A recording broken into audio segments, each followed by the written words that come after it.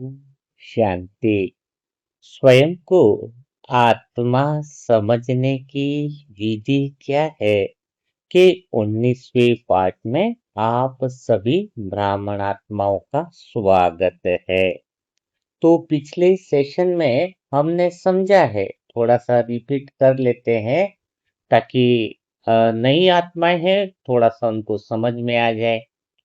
तो पिछले सेशन में हमने आत्मा को जानने के बजाय पहचानने का काम शुरू किया है। और आत्मा की पहचान कैसे होगी कि हम स्वयं को आत्मा है, ऐसी पहचान पक्की होने के लिए हमें बुद्धि की दिशा को बदलना होगा। यह पहला काम किए बगैर कोई आत्मा स्वयं को पहचान नहीं सकती है।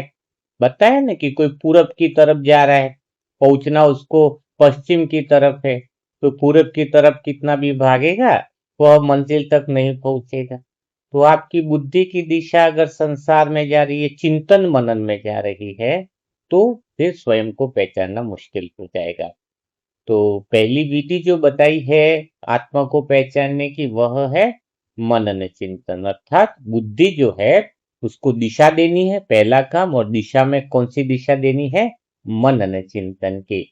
मनन करना है पहले सकारात्मक किसी भी घटना में, फिर चिंतन करना है। और फिर आगे क्या बताया कि मनन चिंतन करना मुश्किल क्यों लगता है? इसका एक ही कारण बताया है, क्योंकि हम दृश्य से जुड़ जाते हैं। और जब दृश्य से जुड़ जाते हैं तो यह प्रॉब्लम होती है। लेकिन अब समस्या ये आती है कि दृश्य से हम अलग कैसे रहे। उसी के बारे में आज हम जो है वह आत्मा पहचानने की जो ये विधि है वो समझेंगे। तो मैंपन दूर कैसे हो, किसी दृश्य से जुड़ाव कैसे खत्म हो, उसका तरीका क्या है? क्योंकि अगर दृश्य से अगर हम जुड़ जाते हैं तो फिर हम वो बुद्धि संसार की दिशा में चली जाती है। ऐसा क्यों हुआ, ऐसा नहीं होना चाहिए था, उसको ऐसा नहीं बोलना चाहिए था। तो फिर वो आत्मा कभी समझ ही नहीं पाएगी। और आत्मा अगर समझ नहीं पाई तो भगवान से बातचीत तो संभव है ही नहीं।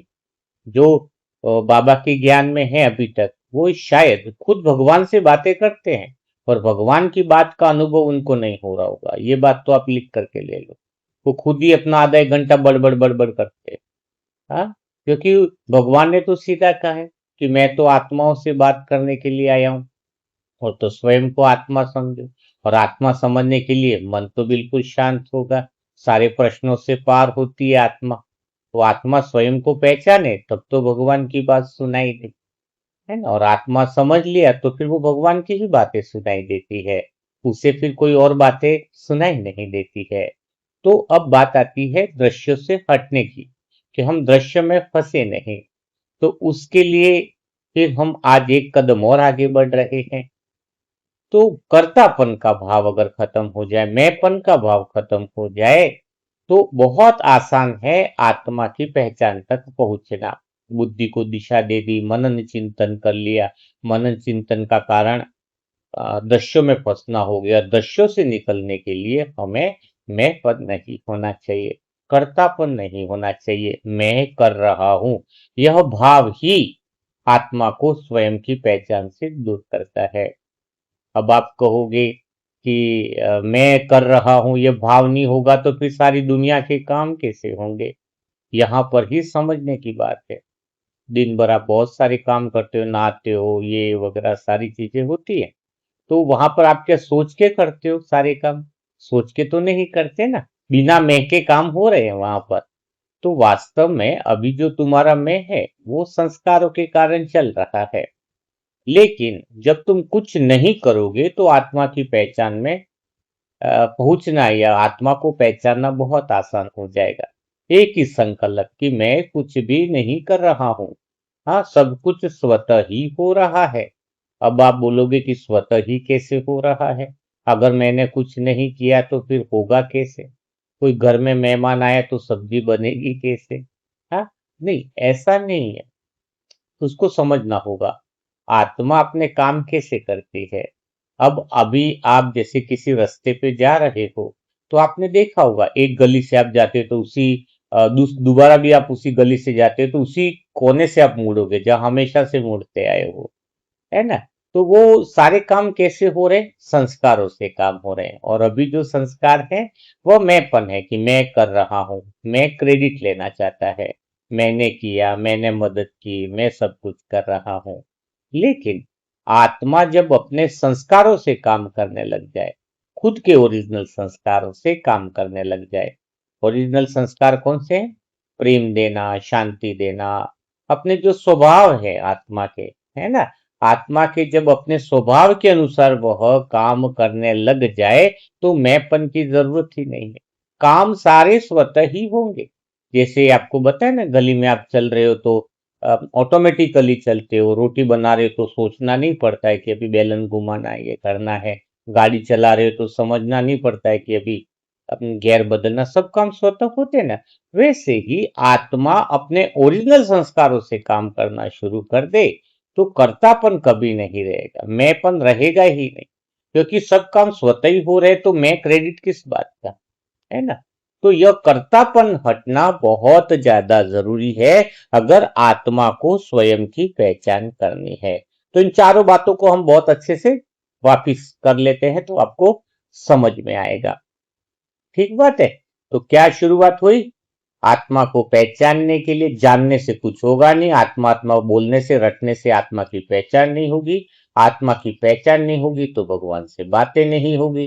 आत्मा की पहचान नहीं होगी तो जीवन के सारे सवालों का जवाब नहीं मिलेगा, मन की शांति नहीं मिलेगी। तो आत्मा की पहचान के लिए बुद्धि को सही दिशा देनी जरूरी है, और बुद्धि को सही दिशा मनन चिंतन के द्वारा दे सकते हैं। और मनन चिंतन को अगर सही करना है तो हमें दृश्य में रिलेट नहीं करना, दृश्य में फंसना नहीं, और दृश्य में नहीं फंसे उसके लिए हमें कर्तापन को समाप्त करना है। मैं कर रहा हूं, यह भाव खत्म हुआ तो दृश्य से संबंध खत्म होगा, और दृश्य से संबंध खत्म होगा तो ऑटोमेटिक मनन चिंतन चलेगा, और ऑटोमेटिक अगर मनन चिंतन चलेगा तो बुद्धि को सही दिशा मिलती जाएगी, और फिर तुम भगवान के अंदर लवलीन होना बड़ा आसान हो जाएगा, नेचुरल हो जाएगा। तो चलो, ये जो बातें अभी आपको बताई है उसको मैं फिर से अच्छे से रिपीट कर लेता हूं, आप इन बातों को समझ लीजिए। तो आत्मा को समझने की, पहचानने की पहली विधि हमने कही है मनन चिंतन है। तो अब दूसरा प्रश्न स्वाभाविक रूप से उठता है, क्या केवल सही सोच लेने से आत्मा का अनुभव हो जाएगा? क्या केवल सकारात्मक दृष्टि रखने से आत्म स्वरूप की पहचान की अनुभूति होने लगेगी? उत्तर है नहीं। मनन चिंतन आत्मा के द्वार तक ले जाता है। मनन चिंतन कहां तक ले जाता है? आत्मा के पहचान के द्वार तक ले जाने की पहली सीढ़ी है। लेकिन उस द्वार के भीतर प्रवेश करने के लिए एक और बहुत बड़ा गहरा परिवर्तन आवश्यक है। यह परिवर्तन बाहर के व्यवहार में नहीं लाना है तुम्हें। यह अगर आत्मा को पहचानना है तो यह परिवर्तन भीतर के कर्तापन में होता है। जब भी मनुष्य अपने जीवन को ध्यान से देखता है तो उसे एक बात बहुत सामान्य सी लगती है। उसे लगता है कि मैं चल रहा हूँ, मैं बोल रहा हूँ, मैं निर्णय ले रहा हूँ, मैं सफल हो रहा हूँ, मैं असफल हो रहा हूँ। यह मैं इतना स्वाभाविक लगने लगता है कि कभी यह विचार ही नहीं आता है कि क्या वास्तव में मैं प्रत्येक कर्म का कर्ता मैं ही हूँ। यह विचार करना बड़ा आवश्यक है। यहाँ पर आत्मा के पहचान की दिशा शुरू हो जाती है।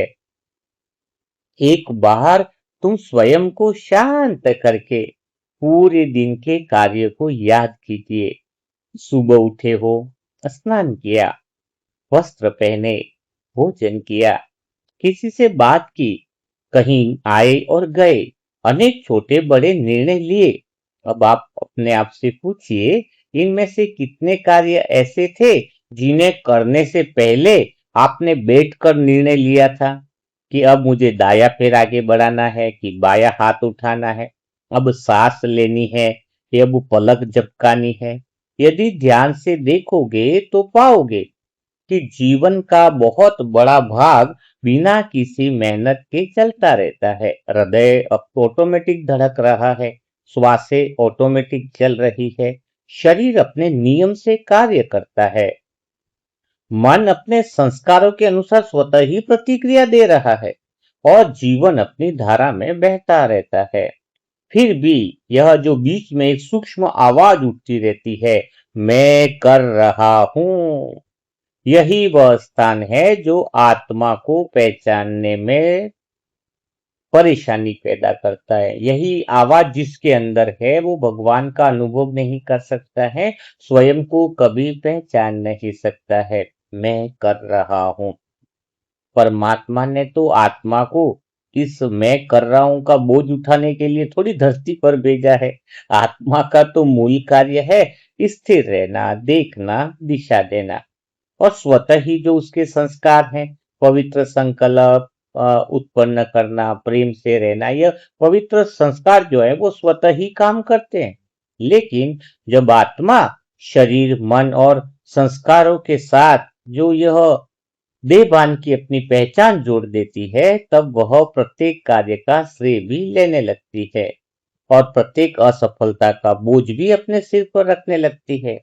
और यही मैंपन की जो थकान है वह ज्यादा शुरू हो जाती है। वास्तव में काम से उतनी थकान नहीं आती है, लेकिन मैंपन से यह थकान शुरू हो जाती है। यही तो कारण है कि कुछ लोग बिना अधिक काम किए भी भीतर से टूटे हुए दिखाई देते हैं, क्योंकि उनके अंदर मैंपन ज्यादा होता है। मैं नहीं करूंगा तो कैसा होगा, मैं ही तो हूं जो घर को संभाल रहा हूं, मेरे बिना तो कुछ होने वाला ही नहीं है। जिनके अंदर मैंपन ज्यादा होता है वो जल्दी से थक जाते हैं। जबकि कई सारे लोग ऐसे हैं जो पूरा दिन काम करते हैं, अमृत वेले से लगा के रात दिन तक काम करते हैं। बहुत सारे लोगों की टीम भी रहती है, लेकिन अत्यधिक कार्य करने के बाद भी हल्के और प्रसन्न रहते हैं। अंतर कहाँ पर आता है? अंतर आता है कार्य की मात्रा में। थोड़ी होता है कि इसको काम ज्यादा मिला तो ये थक गया, इसको काम कम मिला तो थक गया। यह फर्क आता है कर्तापन की मात्रा में। जिसके अंदर मैंपन बहुत ज्यादा है वो उसका शरीर भी जल्दी जवाब देने लग जाता है। वो बात बात पर चिड़चिड़ापन होता है, बात बात पर उसके काम भी पूरे नहीं होते हैं। तो जिसका मैंपन अहंकार ज्यादा बड़ा है वह तो भगवान का योग भी नहीं लगा पाता है। और जिसका मैंपन नहीं है वो काम स्वतः ही हो रहे ना, आत्मा अपने संस्कारों से काम कर रही है। उसे पता है मैं कुछ भी नहीं कर रहा हूँ, सब कुछ स्वतः ही तो हो रहा है। हम्म? पेड़ से पत्ता गिरता है तो पेड़ थोड़ी कहता है कि मैंने पत्ता गिराया, स्वतः ही गिरा है। एक इंसान ही है जो करता है तो कहता है मैंने किया। बाकी जानवरों में भी कोई जानवर अपना श्रेय नहीं लेता। नदी नहीं कहती है कि मैंने तुम्हारी प्यास बुझाई, सूर्य नहीं कहता है कि मैंने तुम्हें गर्मी दी। लेकिन एक इंसान ही है जो मैं का बोझ लेता है। हाँ, तो जानवरों से भी ज्यादा इंसान मैं का बोझ लेता है, इसलिए तो इंसानों को मुरली मंथन की ज्यादा जरूरत है। हाँ, जानवरों को नहीं है। हाँ, उनमें मैंपन ही नहीं है। हाँ, तो अंतर कहाँ पर है? आत्मा तब तक स्वयं को नहीं पहचान पाएगी जब तक उसके अंदर मैंपन जिंदा है। तो यह भाव बार बार लाना कि आत्मा अपने संस्कारों से स्वतः ही सारे काम कर रही है। हाँ, कुछ काम करने के तो स्वतः ही होते जाते हैं, आप खाली अपने संस्कारों की स्मृति में रहो, पूर्णतया की स्मृति में रहो, तो काम करने में कोई मुश्किलात है ही नहीं। इस सत्य को भी समझने के लिए एक वृद्ध हलवाई की घटना पर थोड़ा सा ध्यान मैं दिलाना चाहता हूँ। एक हलवाई जो 80 वर्ष का था, दिन भर उसकी दुकान पर ग्राहकों की भीड़ इतनी लगी रहती थी। वह स्वयं मिठाइयां बनाता था, लोगों से प्रेम से बात करता और पूरे दिन काम करता रहता। फिर भी उसके चेहरे पर थकान नहीं, एक अद्भुत शांति दिखाई देती थी। एक दिन एक युवक ने उससे पूछा, दादाजी आप दिन भर इतना काम करते हो फिर भी कभी परेशान नहीं दिखाई देते, इसका रहस्य क्या है? तो हलवाई मुस्कुराया और बोला, मैंने बहुत वर्षों से पहले एक काम छोड़ दिया। युवक ने उत्सुक होकर पूछा, कौन सा काम? वह बोला कि मैंने यह मानना छोड़ दिया कि सब कुछ मैं कर रहा हूँ। युवक को यह उत्तर समझ में नहीं आया। उसने पूछा, यदि आप नहीं कर रहे हो तो फिर यह दुकान कौन चला रहा है, ये मिठाइयाँ कौन बना रहा है? तो हलवाई ने अपने हाथों की ओर देखा और शांत स्वर में कहा, हाथ अपना कार्य कर रहे हैं, बुद्धि अपना कार्य कर रही है, वर्षों के संस्कार अपना कार्य कर रहे हैं। मैं केवल यह देखता हूं कि इन सब का उपयोग किस दिशा में हो रहा है। जिस दिन मैंने प्रत्येक कार्य पर अपना नाम लिखना बंद कर दिया, उसी दिन जीवन का बोझ भी उतर गया। तो आपको सिर्फ बुद्धि की दिशा देखनी है संसार में, कि मेरी बुद्धि अपना काम कर रही है, लेकिन क्या उसकी दिशा आत्मा के स्वभाव संस्कार के अंदर है। मन को देखना है। तो आत्मा का काम खाली दिशा को देखना है, बाकी काम स्वतः ही हो रहे हैं। स्वतः ही सबको प्रेम देना, स्वतः ही सबको प्यार से बात करना, स्वतः ही शांति वाले स्वभाव वाले अनुभव दूसरों को कराना, वो सब स्वतः ही हो रहा है।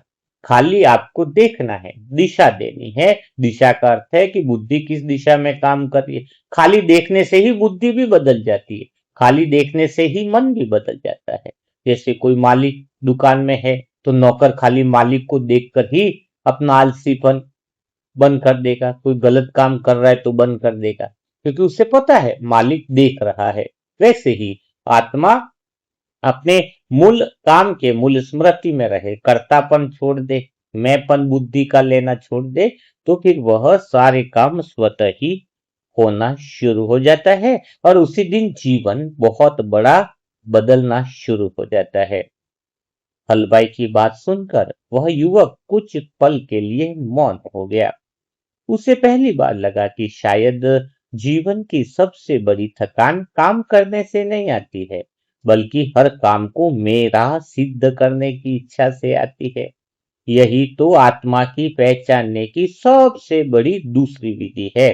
तो पहली विधि थी मनन चिंतन, और मनन चिंतन में भी दूसरी आ गई मैं और मेरापन, यानी कर्तापन को छोड़ना है। आत्मा को पहचानना है, तो सबसे पहले यह देखना ही होगा तुम्हें कि दिन भर में आप कितनी बार मैं बिना आवश्यकता के ले आते हो। जरूरत ही नहीं है मैंने किया, मेरे कारण से हुआ, मेरे बिना कुछ नहीं होगा, यह तो मेरी ही प्लानिंग थी, मेरी सफलता है। ये वाक्य थोड़ी है। हाँ, हाँ, ये सूक्ष्म अहंकार के संकेत है, जो आत्मा को उसके वास्तविक पहचान के बीच में दीवार बनकर खड़े हो जाते हैं।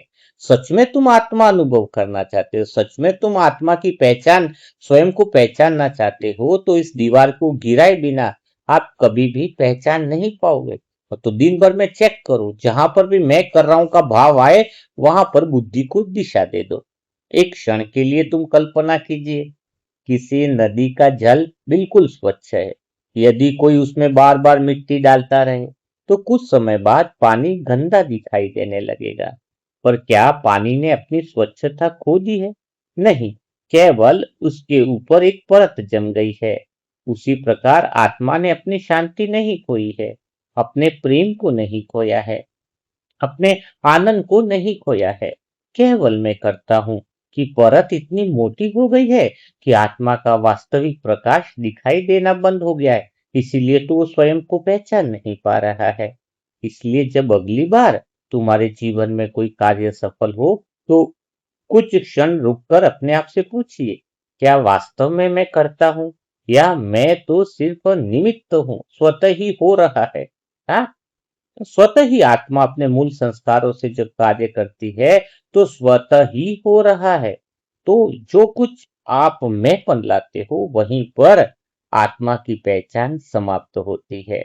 तो मनन चिंतन बुद्धि की दिशा बदलता है, लेकिन कर्तापन का त्याग आत्मा को उसकी पहचान लाने में हल्का बनाता है। और जब आत्मा हल्की होने लगती है, तभी वह अपने वास्तविक स्वरूप का अनुभव करती है। मैं का बोझ लिए हुए आत्मा कभी स्वयं को पहचान नहीं पाती है। तो यही वो क्षण है जहां आत्मा को पहचानने की यात्रा केवल विचार नहीं रहती है, बल्कि एक जीवित अनुभव बनने लगती है। तो कर्तापन का यह भ्रम कितना गहरा है कि मैं ही कर रहा हूं, इसे समझने के लिए एक बहुत छोटी सी घटना आपको बताना चाहता हूं। एक बार एक मक्खी पूरे दिन एक बैल की पीठ पर बैठी रही। बैल सुबह से शाम तक खेत जोतता रहा। धूप थी, पसीना था, परिश्रम था। संध्या होने पर भी बैल अपने मालिक के साथ संध्या में साथ में घर लौट आए। मक्खी उड़कर दूसरी मक्खियों के पास पहुंची और बड़े गर्व से बोली, आज तो मैंने पूरा खेत ही जोत दिया। क्योंकि मक्खी तो पूरा दिन बैल के ऊपर बैठी थी ना। तो जब बैल शाम को आया तो मक्खी फिर दूसरी मक्खी के पास पहुंचकर क्या कह रही है कि आज मैंने पूरा खेत जोत दिया। दूसरी मक्खियां उसकी बात सुनकर प्रभावित हो गई। लेकिन वास्तविकता क्या थी? खेत किसने जोता था? बैल ने। परंतु श्रेय कौन ले रहा है? वह मक्खी, जिसने कुछ भी नहीं किया है। यह केवल एक कहानी नहीं है। यदि आत्मा ईमानदारी से अपने जीवन को देखे तो पाएगी कि उसके अधिकांश दुख इसी अदृश्य मक्खी के कारण है। प्रकृति अपना कार्य कर रही है, समय अपना कार्य कर रहा है, शरीर अपने नियम से चल रहा है, संस्कार अपने अनुसार प्रतिक्रिया दे रहे हैं। लेकिन यह मन मैं करता हूं उसका क्रेडिट लेना चाहता है। मन केवल प्लानिंग बना सकता है। मन बोलेगा दो मकान बनाने, तो मन प्लानिंग बना देगा। मेन करने वाली तो आत्मा ही, आत्मा शक्ति न दे तो काम कैसे हो? हाँ, लेकिन मन क्रेडिट ले लेता है कि मैंने किया। मन का काम विचार करना हो सकता है। मन के अंदर इतनी ताकत नहीं है कि किसी काम को अंजाम दे सके। हाँ, किसी जगह जाना, यात्रा करनी है तो पावर कहाँ से मिलेगी? आत्मा से मिलेगी ना। तो मन केवल विचार करता है, लेकिन जब काम पूरा होता है तो मन क्रेडिट लेने लग जाता है कि मैंने किया है। यह भ्रम ही आत्मा को पहचान से दूर करता है। सच में काम तो आत्मा से स्वतः ही हो रहे हैं। आत्मा की शक्ति से ही सारे काम हो रहे हैं। तो मन को क्रेडिट लेने की कोई जरूरत ही नहीं है। जब ये मैंपन है, मैंने किया, ये आवाज जो है वो आत्मा को उसकी वास्तविक पहचान से दूर करती है। ध्यान से देखिए, जब कोई कार्य अच्छा हो जाता है तो भीतर प्रसन्नता के साथ साथ एक और भावना जन्म लेती है, यह मेरे कारण हुआ है। यदि वही कार्य बिगड़ जाए तो वही मैं दुखी होकर कहता है सब मेरी गलती है। आश्चर्य की बात है, सफलता का बोझ भी मैं उठाता है और असफलता का बोझ भी मैं ही उठाता है। इसीलिए अहंकार केवल घमंड नहीं देता है, वह पीड़ा भी देता है। वह मनुष्य को कभी हल्का नहीं रहने देता है। तो आत्मा को पहचानने की यह बहुत गहरी विधि यही है कि सफलता और असफलता के बीच रुक कर स्वयं से पूछा जाए, क्या मैं वास्तव में करता हूं या मन तो निमित्त है, आत्मा सारे काम कर रही है। यह प्रश्न सुनने में छोटा लगता है, लेकिन अगर दिन भर में कोई आत्मा 8 से 10 बार भी अगर प्रतिदिन स्वयं से पूछे तो धीरे धीरे यह कर्तापन मैंपन ढीला होने लगता है। फिर स्वतः ही योग होने लगता है, स्वतः ही आत्मिक पहचान उजागर होने लगती है ना। इसी सत्य को समझने के लिए एक राजा की घटना को बताना चाहूंगा।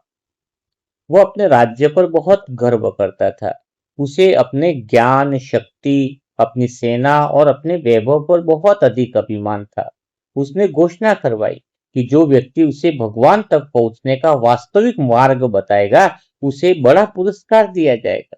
अनेक विद्वान आए, किसी ने कठिन तपस्या बताई कि आप तपस्या करोगे तो भगवान तक पहुंच जाओगे। किसी ने यज्ञ की बात बताई, किसी ने तीर्थ यात्रा की बात बताई, किसी ने कहा कि बहुत सालों तक मौन रहोगे तो भगवान तक पहुंच जाओगे। राजा ने सबकी बातें सुनी, लेकिन उसके भीतर संतोष नहीं हुआ। कुछ दिनों के बाद एक साधारण वस्त्र पहने फकीर उसके पास आया। उसने कहा, यदि तुम सचमुच भगवान तक पहुंचना चाहते हो तो कल मेरे साथ चलो। अगले दिन वह राजा को जंगल की ओर ले गया। कुछ दूर चलने के बाद वे एक बहुत छोटे से द्वार के सामने पहुंचे। फकीर ने कहा, यहीं से आगे बढ़ो। राजा ने देखा कि द्वार इतना छोटा था कि सिर ऊंचा करके उसमें प्रवेश करना असंभव था। उसने कहा, इसमें तो केवल झुककर ही निकला जा सकता है। फकीर मुस्कुराया। उसने कहा, यही तो मैं तुम्हें दिखाना चाहता था कि परमात्मा का मार्ग सदैव ऐसा ही होता है। यहाँ सिर ऊंचा करके कोई प्रवेश नहीं कर सकता है। यहाँ केवल वही प्रवेश करता है जो झुकना सीख जाता है। तो वास्तव में बात क्या है? राजा कुछ क्षण उस छोटे से द्वार को देखता है, फिर उसने अपना सिर झुकाया और भीतर प्रवेश किया। दूसरी ओर पहुंचकर उसने पीछे मुड़कर देखा। द्वार छोटा था, लेकिन उसके पार असीम विस्तार था। फकीर ने शांत स्वर में कहा, द्वार कभी छोटा नहीं था, तुम्हारा अहंकार बड़ा था। जिस क्षण वह झुका, मार्ग अपने आप खुल गया है। तो आत्मा के साथ भी यही है। बहुत सालों से मैं आत्मा हूं रट रहे हैं, लेकिन आत्मा का अनुभव नहीं हो रहा है। कारण है मैंपन। अहंकार जिसका जितना बड़ा है, उसको कभी भी स्वयं का अनुभव नहीं हो सकता, और भगवान की अनुभव कभी नहीं हो सकता। तो आत्मा की पहचान के लिए इस अहंकार को गिरना बहुत ज्यादा जरूरी है। और मैंपन को गिरने के लिए हमें छोटो बच्चे से भी बात करनी है। अभी हमारा अभिमान क्या है? अभिमान का अर्थ है कि कोई अभी अभी मेरी बात मान ले। हाँ, तो छोटे बच्चों का अभिमान क्या है? अभी अभी मेरी बात मानो। बड़ों का अभिमान क्या है? अभी अभी मुझे मान मिले। यही तो अभिमान है। तो मुझे मान नहीं चाहिए, मैं जीरो हूं, मुझे कुछ नहीं चाहिए। हाँ, जब ये कुछ नहीं चाहिए, यानी मान सम्मान मैंपन उसने मुझे कैसे बोल दिया? हाँ, कहीं मेहमान गए तो मुझे कुर्सी क्यों नहीं दी, मेरे को सम्मान मेरे से अच्छे से बात नहीं करी। हाँ, यह अहंकार जिसका जितना बड़ा है, वो उतना ही बड़ा दुख का भागी है। हाँ, जिसका मैंपन झुकना जो जानता है। इसलिए मंदिर में क्या किया जाता है? मंदिर में इंसान नीचे झुकता है, कोई दंडवत प्रणाम करता है। ओम नमो शिवाय, यानी जो मेरी शरण में आ जाए वो शिव को पाले। शिव यानी शव, शव यानी मुर्दा। जो शिव है, जो शव है, वही शिव तक पहुंच सकता है। शव का अर्थ है कि मुझे किसी बात का बुरा ही नहीं, क्योंकि मैं कुछ हो ही नहीं। मुझसे तुम सारे बड़े हो, ये भावना पैदा कर। बाहर से क्या भावना है? बाहर से ये रखो कि तुम सब बड़े हो और मैं छोटा हूं। जो मन से हार जाए, बाहर से हार जाए, वो अंदर से जीत जाता है। बाहर से हारना आना चाहिए। बाहर से हारने का अर्थ है अहंकार को छोड़ना, तो मैंपन को छोड़ना। जब भी घर में छोटे हैं बड़े हैं, सबको एक ही भाव, हाँ भाई तुम सबसे ज्ञानी हो, तुम मेरे से ज्यादा जानते हो। हाँ, तुम सब गुरु और मैं शिष्य। जितना तुम बाहर से छोटे हो जाओगे, भीतर से तुम्हारी पहचान और ज्यादा बड़ी होती जाएगी। जितना तुम बाहर अपने अहंकार को बहुत ज्यादा बढ़ाओगे, उतना अंदर से तुम स्वयं से दूर होते जाओगे। है ना? तो मैं कुछ नहीं जानता हूं, झुकना जो जानता है, वहां पर मैंपन खत्म होता है। तभी तो ब्रह्मा बाबा सबको पहले कौन सी सेवा देते थे? ब्रह्मा बाबा सबको पहले, कोई कितना भी बड़ा आदमी आ जाता था, करोड़पति भी क्यों ना हो, बाबा कहते थे बर्तन धो ले, झाड़ू पोछा लगा ले। इसका अर्थ क्या है? क्योंकि बाबा क्या चाहते थे? उसको नीचा नहीं दिखाना चाहते थे। बाबा चाहते थे कि इसका जितना अहंकार खत्म होगा, उतना ही वह आत्मा स्वयं को पहचान पाएगी। और सच में अगर हम अपनी पहचान को बढ़ाना चाहते हैं, तो सभी काम खुद को खुद ही करने चाहिए। हाँ, अपने हाथ जगन्नाथ। अपने हाथ जगन, दूसरों से सेवा लेकर के तो अहंकार ही बढ़ता है। सेंटर हो या कहीं पर भी हो, तो वो काम करो जो कोई नहीं कर रहा है? चप्पल भी जमाने पड़े तो जमाओ, पोछा लगाना पड़े तो लगाओ। स्टेज पर भाषण करना है, वो तो अहंकार वाले लोगों का काम है, जरूरत पड़ी तो करो। लेकिन ऐसा नहीं कि कुर्सियां जमानी है तो वो काम छोटा है। हाँ, घर में ऐसा जो काम सबसे छोटा से छोटा कर रहा है, वो भी, वो उसका आत्मसम्मान अंदर से जो है, वो स्वयं की पहचान जो है, वो गहरी करता जाता है। तो कोई काम छोटा नहीं, कोई काम बड़ा नहीं, कोई पद में अहंकार में आ जाता है, भाई मेरे तो इतना बड़ा मैनेजर हूं, मैं तो ये हूं, मैं वो हूं। है, जब तक ये मैं खाली नहीं होगा, सुर नहीं निकलेगा। बांसुरी अगर भरी हुई है तो आवाज कैसे निकलेगी? बांसुरी में अगर अच्छे सुर निकालने हैं, बहुत प्यारी आवाज निकालनी है बांसुरी से, तो बांसुरी तो खाली होनी चाहिए। मन में मैंपन खाली होगा, तो मन से आत्मा की जो आवाज है, पूर्णता के केंद्र वाली आवाज है, वो बड़ी सुंदर से दिखेगी, बड़ा आनंद आ जाएगा। तो प्रैक्टिस क्या करनी है आज से? अगर तुम वास्तव में आत्मा को पहचानना चाहते हो, तो समझ में आना चाहिए कि मैं कर रहा हूं के भाव को छोड़ना होगा। मैंपन के बोझ से मुक्त होना पड़ेगा। तभी आपको समझ में आएगा कि आत्मा का जो पहचान है, वो सत्य पहचान तुम्हें स्वतः ही, बाहर उसके गुण तुम्हें दिखाई देने लगेंगे। हाँ, तो यहां तक आपको समझ में आया? क्योंकि बहुत सारे लोग तो कहते हैं बाबा के बच्चे कि मुझे आत्मा का वह गहरा अनुभव क्यों नहीं होता। लेकिन बहुत कम लोग मुझसे ये पूछते हैं, क्या मेरे भीतर जो अनुभव आने की जगह बची भी है, यदि पात्र पहले से मैं और मेरा, मुझे, मेरे लिए, मेरे कारण से भरा हुआ है, तो आत्मा का प्रकाश फिर मन में कैसे उतरेगा? इसलिए आत्मा को पहचानने का अर्थ कोई नया अनुभव इकट्ठा करना नहीं है। आत्मा को पहचानने का अर्थ है मैं और मेरेपन के भार को उठाना। जिस दिन यह भार हल्का होने लगता है, उसी दिन भीतर में एक अनजानी सी शांति जन्म लेने लगती है। तब मनुष्य को पहली बार अनुभव होता है कि भगवान तक पहुंचने का मार्ग बाहर नहीं भीतर खुलता है। आत्मा को पहचानने का मार्ग भी कौन सा है? ज्ञान नहीं है, विनम्रता है। ज्ञान कई बार अहंकार दे देता है, मैं दूसरों से ज्यादा जानता, मेरी समझ ज्यादा है।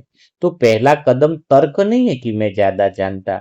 अगर आत्मा को पहचानने का पहला तरीका है झुकना, और पहली पहचान यह नहीं कि मैं बहुत जानता हूं, बल्कि यह है कि मैं अभी स्वयं को भी जानने की यात्रा पर हूं। ये भी नहीं बोलना है कि मैं बहुत कुछ जान गया हूं, यह भी तो बहुत बड़ी अहंकार की बात है। तो यहाँ तक आपको सारी बातें क्लियर हो गई होंगी। इन रास्तों पे अगर शुरुआत करो तो स्वयं को पहचानना बड़ा आसान होगा। अब पहचानने की अगली विधि पर हम जाते हैं। तो अभी तक जो बताया कि आपको समझ में आया? हाँ, तुम्हें स्वयं की पहचान करनी है आत्मा की। तो पहली कुछ बातें जो समझ में आई है उसको एक बार रिपीट करते हैं, फिर अगली एक विधि आपको बहुत प्यारी बताते हैं, जिससे आपको बहुत आसान रहेगा। आप डायरी पेन हो तो नोट डाउन करो उसको। तो क्या बताया? ऊपर लिखो आत्मा पहचानने की। स्वयं को मैं पहचानूं कैसे? हाँ, आत्मा को जानना और पहचानना दोनों बातों में फर्क है।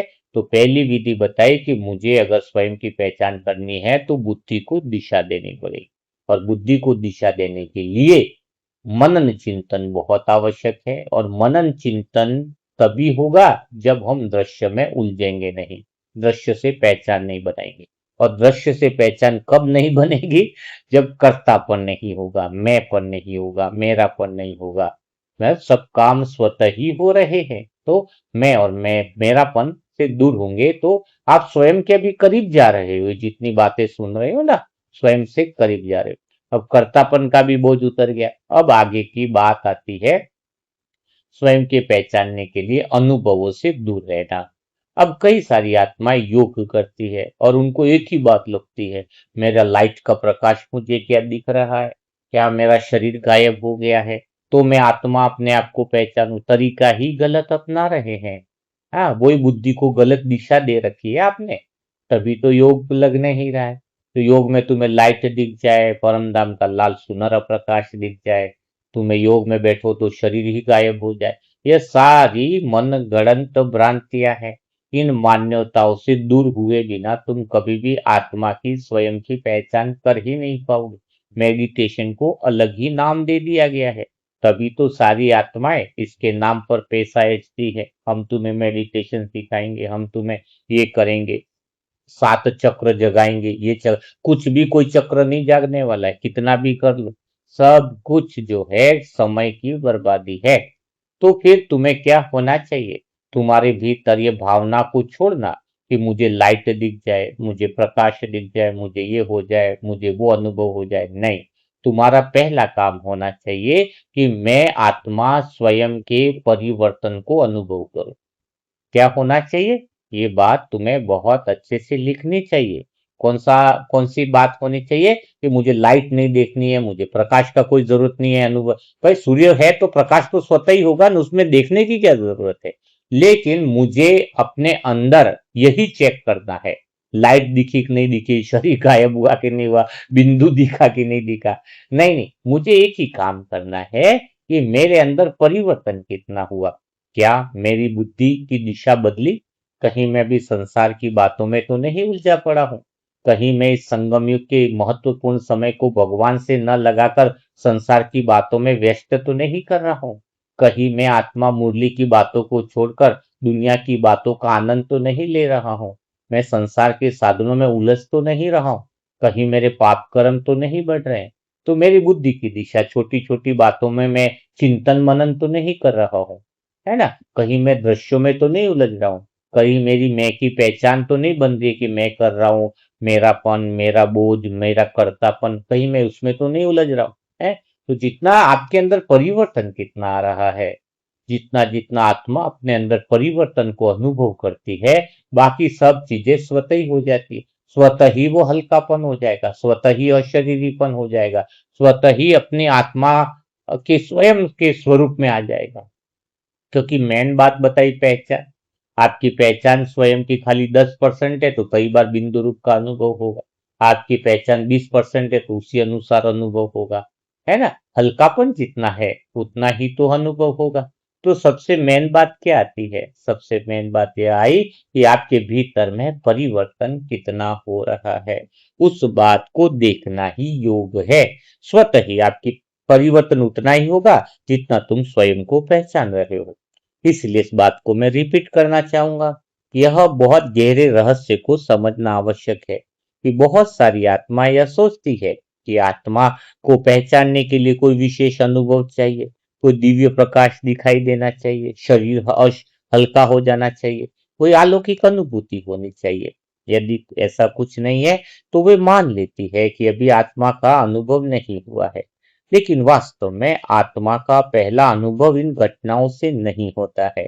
आत्मा का पहला अनुभव तब होता है जब मनुष्य अपने भीतर होने वाले परिवर्तन को पहचानने लगता है। जब किसी की कठोर बात पहले जितनी अगर चोट नहीं पहुंचाती है तो समझ लेना कि आत्मा की पहचान जाग रही है। जब प्रशंसा प्रशंसा सुनकर भी तुम्हारे भीतर में अधिक हलचल नहीं हो रही है तो समझ लेना कि आत्मा अपने स्थान पे पहचान की जो स्थान है वह ले रही है।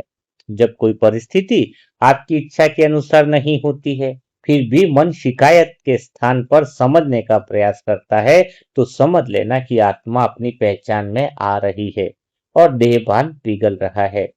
आत्मा का प्रकाश अचानक नहीं फूटता है, वह धीरे धीरे जीवन के प्रत्येक व्यवहार में दिखाई देने लगता है। इसी सत्य को समझ लीजिए। इसी सत्य को समझ लेने से आत्मा बहुत आसानी से इस पहचान को समझ लेती है। जैसे एक अगर ट्रेन में कोई जा रहा है और ट्रेन में जाते हुए कोई बैग अपने सर पर ही रख रहा है तो फायदा क्या है? वो सोचता है कि कहीं ट्रेन में बोझ ना पड़े, हाँ? तो ट्रेन की यात्रा में जा रहा है लेकिन बोझ अपने सर पर है, तो फिर क्या होगा? रास्ते वाले लोग भी उसको देखकर हंसने लग जाएंगे। उसी तरीके से हमें यह मैं और मेरापन का बोझ मेरा कितना उतरा है, वही आध्यात्मिक यात्रा शुरू होती है, वही पहचान की यात्रा शुरू होती है। तो यात्रा कब शुरू होगी? बोझ के साथ तो हो नहीं सकती यात्रा। हाँ, तो बोझ उतारना है तो अंदर ये चेक करना कि मैं और मेरापन का जो बोझ है वो मेरा कितना हल्का हुआ है। यही तो डेली पोता मेल की बात है, यही तो डेली चेक करने की बात है। हाँ, तो आत्मा का जो स्वभाव है वो बोझ उठाना नहीं है, आत्मा का स्वभाव तो स्वतः ही प्रकाश देना है। दीपक कमरे का अंधकार अपने सिर पर नहीं उठाता है, वह केवल स्वयं जलता है और अंधकार अपने आप समाप्त होने लगता है। उसी प्रकार आत्मा संसार का बोझ उठाने के लिए नहीं, वह अपने प्रकाश, प्रेम और अपनी शांति से जीवन को प्रकाशित करने आई है। लेकिन जब स्वयं को कर्ता मान लेती है तब वह अपने ही बनाए हुए बोझ के नीचे दब जाती है। तो यहीं से आत्मा को समझने की यह विधि पूर्ण होती है। तो अब तक हमने देखा कि आत्मा का अनुभव किसी शब्द को दोहराने से नहीं होता है, उसकी शुरुआत बुद्धि की दिशा बदलने से होती है। जब बुद्धि प्रत्येक घटना में पहले अच्छाई, शिक्षा और कल्याण को देखना सीखती है तब मनन चिंतन प्रारंभ होता है और फिर आत्मा अपने भीतर छिपे हुए मैं को पहचानना शुरू करती है और धीरे धीरे कर्तापन का भार हल्का होने लगता है। और जैसे जैसे यह भार उतरता है वैसे ही आत्मा की वास्तविक पहचान प्रकट होने लगती है। तो अभी तक जो हमने अभ्यास किए वो अपने जीवन में उतारिए, है ना? पहला अभ्यास क्या करना है आपको? हर परिस्थिति में प्रतिक्रिया देने से पहले रुक कर देखना है कि मेरी बुद्धि किस दिशा में जा रही है। और दूसरा अभ्यास आज दिन भर क्या करना है? पहला अभ्यास समझ में आया ना? आज प्रैक्टिकली करना कि प्रतिक्रिया देने से पहले हर परिस्थिति में रुक कर देखना है कि आपकी बुद्धि किस दिशा में जा रही है। दूसरा, कि दिन में कई बार स्वयं से पूछना है कि अभी मेरे भीतर अहंकार, मैं और मेरापन काम कर रहा है या आत्मा स्वतः ही कार्य कर रही है। और तीसरा, प्रत्येक सफलता और असफलता के बाद स्वयं को स्मरण कराना कि मैं करता नहीं हूं, केवल निमित्त हूं। यदि इन 3 अभ्यासों को निरंतर किया जाए तो आत्मा को समझना या पहचानना कोई कठिन काम नहीं है। यह जीवन जीने का स्वाभाविक तरीका बन जाएगा। जब ऐसा होने लगेगा तब आपको अलग से यह कहने की आवश्यकता नहीं पड़ेगी कि मैं आत्मा हूं। आपका बोलना, चलना, देखना, सुनना, निर्णय लेना और लोगों के साथ व्यवहार करना स्वयं यह प्रमाण देने लगेगा कि अब आपकी पहचान बदल रही है। जब जब आत्मा स्वयं को पहचानने लगती है तो बाहर उसकी पहचान बदल जाती है। आत्मा का प्रमाण शब्द नहीं है, अवस्था होती है कि मैं आत्मा हूं लोगों को बोलते जाओ, इससे थोड़ी फायदा है। तुम्हारी स्थिति क्या है, तुम्हारी अवस्था क्या है, क्या तुम्हारा अहंकार जीरो है? जब अवस्था बदल जाती है तब जीवन का प्रत्येक क्षण आत्म अनुभूति की जीवन बन जाता है। यही स्वयं को आत्मा को पहचानने की विधि है। अब हम आगे फिर से समझेंगे ये कर्तापन जो है वो स्थायी कैसे हो सकता है। क्योंकि हम धीरे धीरे इस दिशा में बढ़ रहे हैं ना। हाँ, धीरे धीरे हम इस दिशा में बढ़ रहे हैं कि हम कर्तापन को कैसे स्थित करेंगे। तो वह सब होगा कल के सेशन में, क्योंकि एक साथ इतने सारा बोझ पड़ेगा तो दिक्कत पड़ेगी ना आपको। तो धीरे धीरे आप इस सेशन में बनी रहिए। जो नए वो अध्याय 1 से ये पूरे जो सेशन है उनको सुनने चाहिए। तो अभी जो सेशन चल रहे कल से जो हमने लिया है 18, तो आत्मा को पहचानने का, तो वो सेशन चलेंगे, 25-50 सेशन चलेंगे ये। तो तुम्हारी पहचान गहरी हो जाए। तुम्हें स्वयं रटने की कोई बात नहीं। इसलिए तो कहा ना, योग के लिए कोई 10 साल से योग में है लेकिन स्वयं को पहचान ही नहीं पाया, तो कुछ फायदा नहीं है 10 साल से ज्ञान में। और कोई ज्ञान में 1 महीने से, खाली 1 महीने से है ज्ञान में, और वो अगर स्वयं को पहचान लिया उसने कि मैं कौन हूं, यह पहचान उसके अंदर आ गई, तो ज्ञान भी काम कर गया, योग भी काम कर गया, धारणा भी काम करेगी, सेवा भी काम। क्योंकि परम धाम में समय और दूरी की बात ही नहीं है। तो जो समय और दूरी की बात करे वो तो योगी है ही। तो लास्ट सो फास्ट और फास्ट सो फर्स्ट आत्मा जा सकती है अगर वो आज भी ज्ञान में आई है। लेकिन उसके प्रति उसको ये स्वयं को पहचानने की एक ललक होनी चाहिए कि वास्तव में धरती पर आने का मेरा उद्देश्य क्या है, मैं कौन हूं, मैं कहां से आया हूं, मैं क्या कर रहा हूं और मुझे क्या जाना है। ये 4 प्रश्नों ने मेरी जिंदगी को बदल लिया। कौन से 4 प्रश्न? ये मेरे भीतर में बहुत ज्यादा चलते थे कि मैं कौन हूं, मैं कहां से आया हूं, अब मुझे क्या करना है और फिर मुझे कहां जाना है। ये चारों बातें क्लियर हो गई लाइफ में, तो जीवन जीने का परम आनंद आ गया। अभी पूरा रास्ता क्लियर है? तो ये प्रैक्टिकली करना पड़ेगा। तुम अगर अहंकार में हो तो तुम कभी आगे नहीं बढ़ सकते। दूसरे लोगों के लिए खाना बनाने में तुम्हें तकलीफ आती है, ये करने में तकलीफ आती है, और ये सारा जीवन हम प्रैक्टिकली कर रहे हैं। तो आपको बता रहे, मैंने आपको बताया मैं खाना स्वयं बनाते, कपड़े खुद धोता हूँ, सारे काम खुद करता हूँ ना। तो इससे अहंकार अपना खत्म होता है, प्लस साथ में कोई आत्माएं आ जाती है।